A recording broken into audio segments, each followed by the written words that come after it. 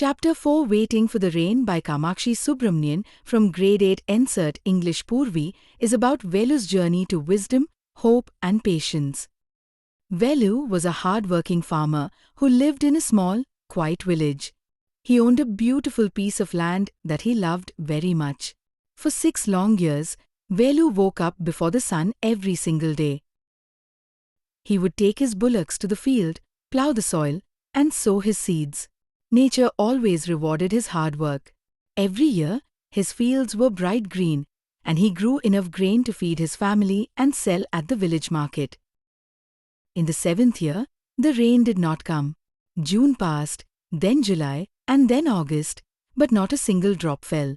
Every morning, Velu stood outside his small house and stared at the sky, searching for dark water clouds. However, the sky remained a bright, cruel blue. Soon, the heat became unbearable. The village pond dried up into a muddy puddle. Velu's beautiful field began to change. The green plants turned yellow, then brown, and finally withered away. The ground became so hot and dry that deep, wide cracks opened up across the soil. Velu's heart broke a little more each day. The entire village was in deep trouble. The animals were getting thin, and food was running out. One evening, the village elders gathered under a large banyan tree to find a solution. One elder suggested going to the next town to pay famous astrologers, believing they could read the stars and tell them how to make the rain gods happy.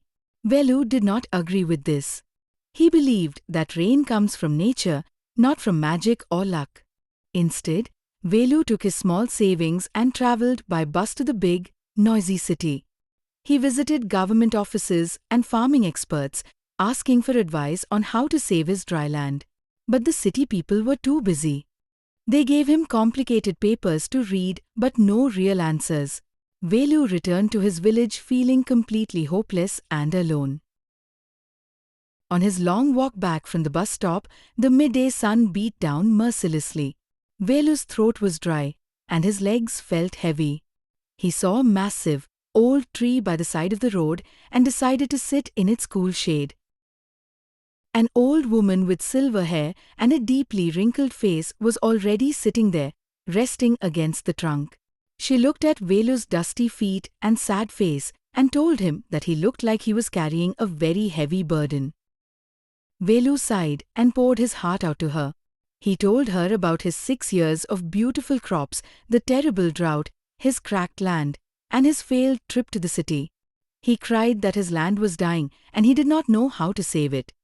The old woman smiled kindly and told him that the land was not dying but was simply sleeping. Velu was puzzled and told her that the land needed water, not sleep. The old woman then asked him what he does after working from sunrise to sunset. Velu replied that he goes home to eat and sleep so his body can rest and not get sick. The old woman pointed to the dry ground and explained that for 6 years, Velu had forced the soil to work without a single break. It had given away all its nutrients to feed him and was now completely exhausted. She explained that nature pulled back the rain because the earth needed to rest. The drought was a pause to let the earth breathe and regain its strength. Velu sat in silence and looked at the cracked earth with a new understanding. He realized that nature is wise and always restores balance.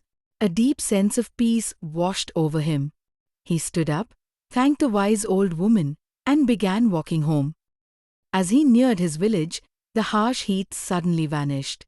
A cool breeze rushed through the trees, and giant, dark grey clouds rolled across the sky. A fat drop of water landed on Velu's forehead, followed by another on his cheek. Within minutes, the sky opened up, and a heavy, beautiful rain poured down. Velu stood in the rain, laughing with joy, knowing his land was now rested and ready to grow food once again. Thanks for watching. Like, share and subscribe.